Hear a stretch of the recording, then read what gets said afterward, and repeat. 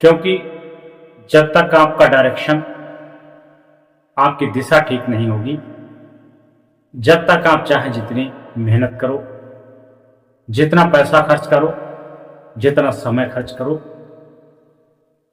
आपको सफलता नहीं मिल सकती है। यदि आपका डायरेक्शन ठीक है, आपकी मेहनत ठीक, आपकी लगन ठीक है, 100% आपको सफलता मिलेगी और वो सफलता बहुत शीघ्रता से मिलेगी। आज हम चर्चा करेंगे रामायण के प्रसंग की, सीता स्वयंवर की। आपने देखा होगा सीता का स्वयंवर हुआ था। जनक ने देश विदेश से सभी राजाओं को आमंत्रण पत्र भेजा था कि जो इस धनुष यज्ञ को चढ़ा करके इस पर डोरी चढ़ा देगा, वही सीता का वर बनने लायक है। ये शर्त रखी गई थी। देश और दुनिया के राजा महाराजा राजकुमार आए और अपना भेष बदल के दानव और देव भी आए। सभी लोगों ने अपनी भुजाओं का बल लगा करके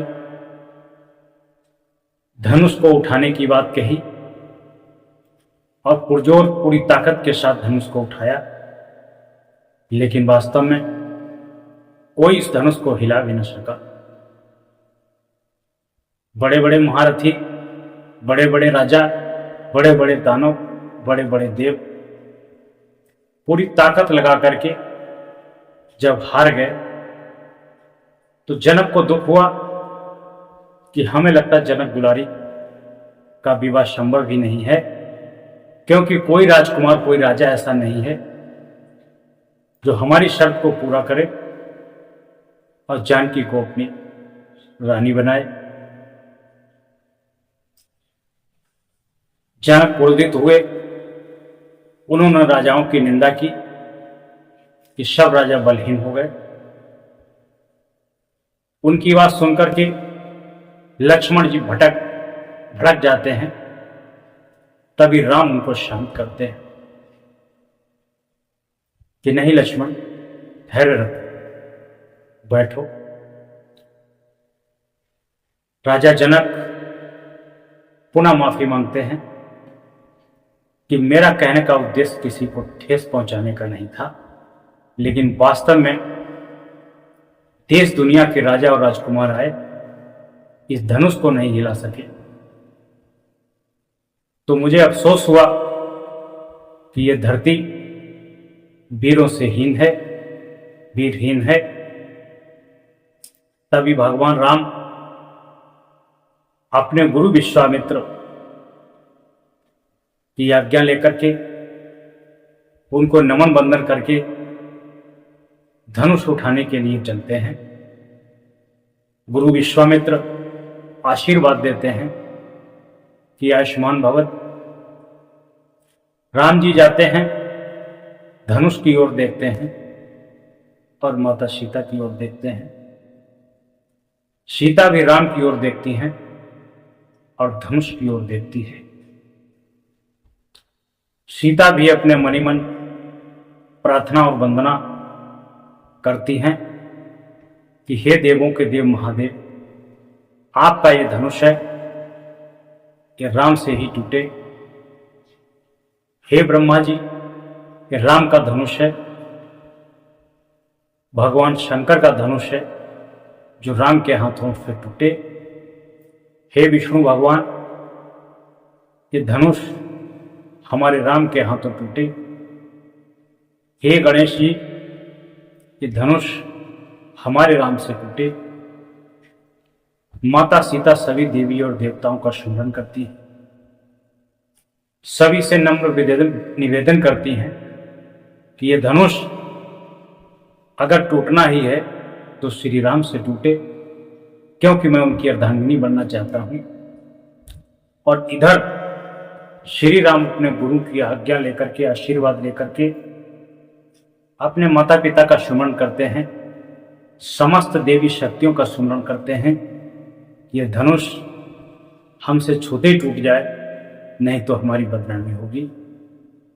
भगवान राम एक हाथ से धनुष को उठाते हैं और गांडीव चढ़ाने के लिए वैसे ही खींचते हैं, धनुष टूट जाता है। भगवान राम की जय जयकार होती है। जनक नंदिनी सीता उनको वरमाला पहना करके उनको स्वामी बनाती हैं, अपना पति बनाती हैं। क्योंकि यहां पर जितने भी राजा राजकुमार आए थे, दानव और देव आए थे, सबके अंदर अहंकार था, अपनी ताकत का, अपने पैसे का, अपने धन का, अपने राज्य क्षेत्र का, सबके अंदर अहंकार था। सब बड़े जोश खरोश में उठे, बोले धनुष को तोड़ दूंगा, लेकिन वास्तव में धनुष को हिला नहीं पाए। भगवान श्री राम मर्यादा में, गुरु के सम्मान में, गुरु का आशीर्वाद लेकर के, अपने माता पिता के आशीर्वाद लेकर के, उधर जनक नंदिनी की प्रार्थना से चारों तरफ से शक्तियां उनके प्रति थी, उन्होंने धनुष को उठाते ही तोड़ दिया। उनकी जय जयकार हुई। कहने का भाव है, जो क्रोध अहंकार से दूर रहता है, गुरु के प्रति श्रद्धा, ईश्वर के प्रति श्रद्धा, नम्र व्यवहार, विनम्र निवेदन जिसके पास होता है, वह व्यक्ति सबसे शक्तिशाली होता है। जिसके पास अहंकार होता है, जिसके पास घमंड होता है, उसके पास सब कुछ होते हुए भी कुछ भी नहीं होता है। उसे सदैव निराशा और हताशा का सामना करना पड़ता है। जो दूसरों का सम्मान करता है, दूसरों का ख्याल करता है, दूसरों को अपनी दृष्टि में बड़ा देखता है, ये प्रकृति, ये सृष्टि उसको इतना बढ़ा देती है कि सभी लोग उसका सम्मान करने लगते हैं, सभी उसकी जय जयकार करने लगते हैं और वो व्यक्ति वास्तव में पूजनीय बन जाता है। इसलिए यहां पर एक सीखने की बात यह भी है कि जब किसी कार्य को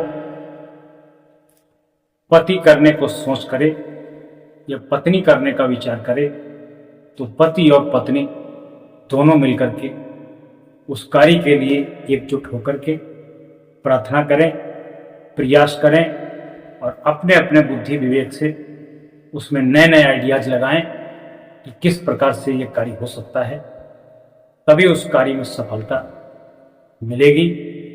अगर दोनों इधर उधर खींचातानी कर रहे हैं तो उस कार्य में सफलता नहीं मिलेगी। सीता स्वयंवर हमें इस बात की सीख देता है कि अपने गुरु के प्रति आस्था, माता पिता के प्रति आस्था, अपने पूर्वजों के प्रति आस्था, अपने कुल कुटुंब के प्रति आस्था और संयम नियम से, धैर्य से, बुद्धि और विवेक से, परिश्रम से कार्य को करेंगे, सफलता 100% आपका कदम चूमेगी, आपके कदम चूमेगी। जय श्री राम, जय श्री।